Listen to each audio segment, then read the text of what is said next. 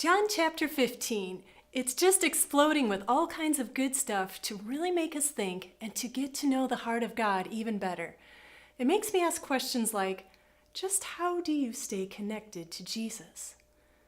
How well do I even know him now?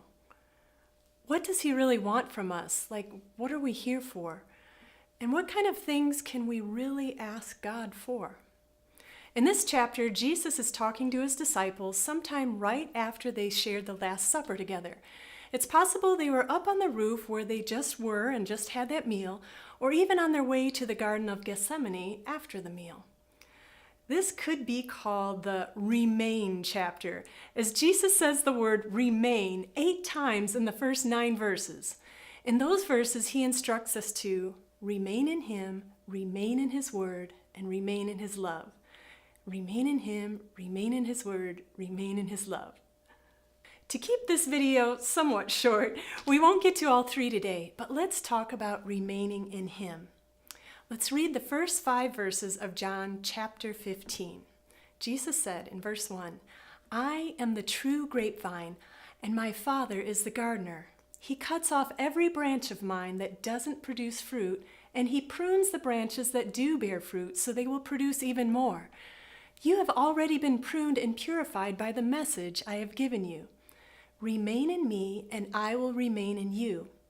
For a branch cannot produce fruit if it is severed from the vine, and you cannot be fruitful unless you remain in me.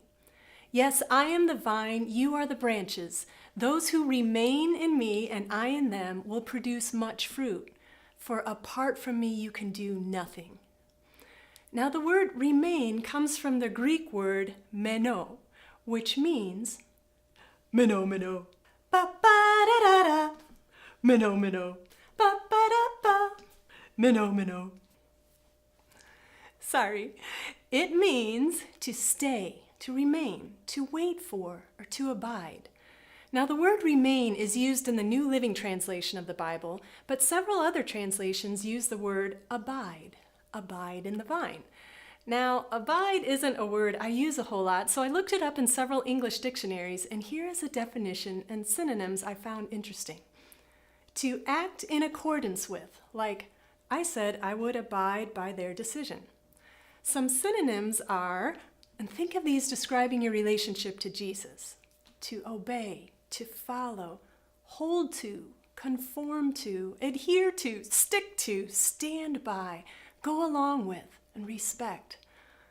Oh, I want all of those to describe my relationship to Jesus. Whether it's the slow down and sit still kind of remain, or the follow and obey, abiding kind of remain. Now in verse 1 of this chapter, Jesus doesn't tell us that he's the vine. He says he's the true vine. The word true caught my attention. I thought, why didn't Jesus just say, I am the vine? Why did he feel the need to say, I am the true vine? Did that mean there was a fake vine? I heard it through the fake vine. You may look green, O vine, but you are a fraud. Well, yes, there was sort of a fake vine. After watching this video, I encourage you to go to my website and read some really interesting history about it. But it talks about people who were looking to something else to give them true, abundant life. Which makes me ask today, even if you're a Christian who can beautifully quote the Jesus said, I am the way, the truth, and the life verse from John 14:6, what do you look to fill you and to give you life? What do you strive the most for? What makes you think, oh, if I could ever get that, fill in the blank, then I'd be happy? Could that be your fake vine? We will remain in Jesus when we really believe that he is the only true giver of life. So how else do we remain in Jesus? Well, Jesus said in verse 2 that those who don't produce fruit get cut off, and the ones who do produce fruit remain.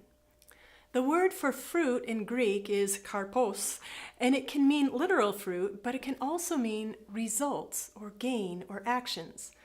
The same word is found in Matthew 7:16 when Jesus said, Beware of the false prophets who come disguised as harmless sheep, but are really vicious wolves. You can identify them by their fruit, that is, by the way they act. Years later, Paul wrote in his letter to the Galatians that the fruit of the Spirit is love, joy, peace, patience, kindness, goodness, faithfulness, gentleness, and self-control.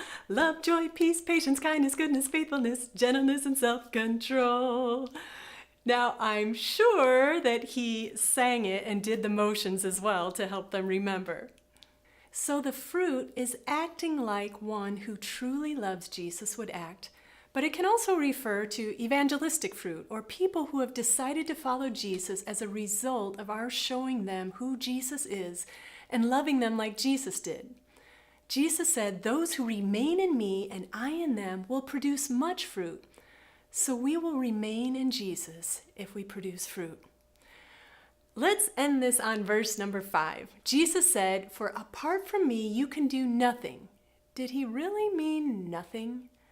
Because I'm sure there are non-Christians out there doing really, really great things like helping the homeless or adopting a child in need of a family. How can that be nothing? In the study I've done, the best answer I can come up with for that is that it means we can do nothing of eternal value. Oh yes, we can do some good things, but they will only last for this lifetime that James calls a vapor. We'll see later in this chapter, in verse 16, Jesus said, "You did not choose me, but I chose you and appointed you so that you might go and bear fruit, fruit that will last." That's the kind of fruit I want to bear, don't you? I encourage you to go to my website and check out the post. There you'll find the verses that I mentioned in this video, plus a few more, along with some practical ideas on how to remain in Jesus. And hey, dig into John chapter 15 this week and let's learn together.